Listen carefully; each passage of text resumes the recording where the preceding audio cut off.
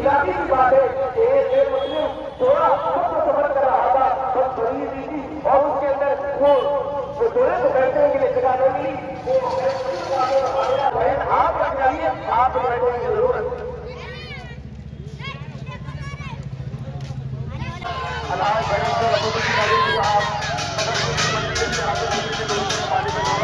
اس نے مجھ سے شکایت کی ہے کہ جب یہ جوان تھا تو تم نے گرمی اور سردیوں میں سے خوب کام کیا، جب یہ بوڑھا ہو گیا تو تم نے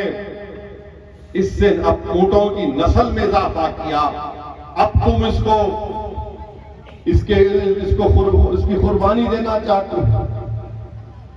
اس کو مارنا چاہتے ہو۔ تو وہ کہتے ہیں کہ ہاں رسول اللہ صلی اللہ علیہ وسلم یہ بالکل سچ ہے،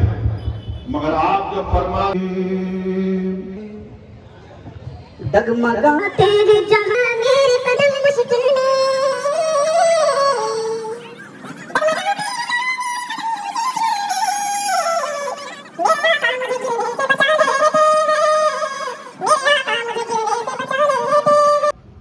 رسول اللہ صلی اللہ علیہ وسلم نے آمین کہا۔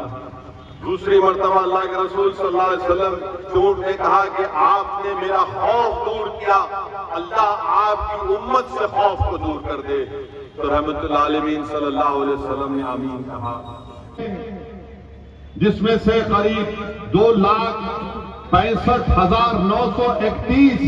ہماری بہنوں کی شادی کے پیسے ان کو دیے گئے ہیں، امام اور مؤذن کا جن کو تنخواہیں دی گئی ہیں، اب اس کو بڑھا کر 17,000 امام اور مؤذنوں کو تنخواہ دی جا رہی ہے، اس کا بقایا ہے وہ مل جائے گا انشاءاللہ۔ پھر یہ 1 لاکھ کا فائنینشل ایڈ ہے، اور پھر آپ دیکھتے ہیں کہ تور بیت المال جو تھا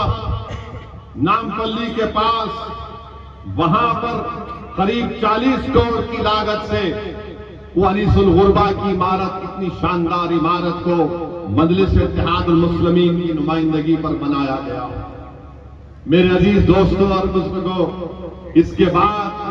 شہر حیدرآباد ہو یا تلنگانہ ہو، یہاں پر ہم نے امن کو مضبوط کیا،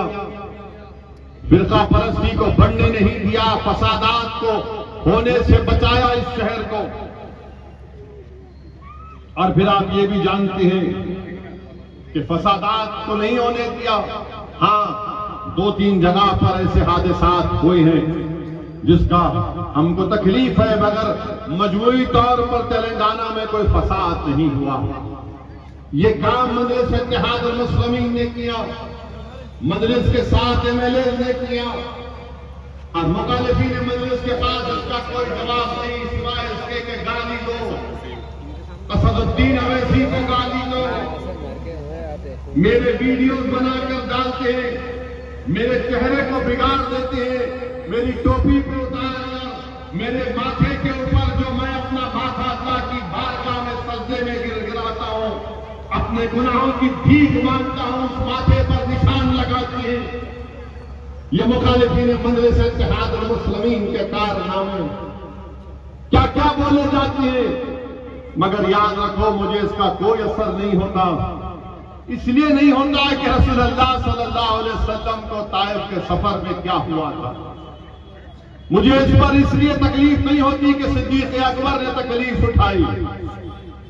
مجھے اس لیے تکلیف نہیں ہوتی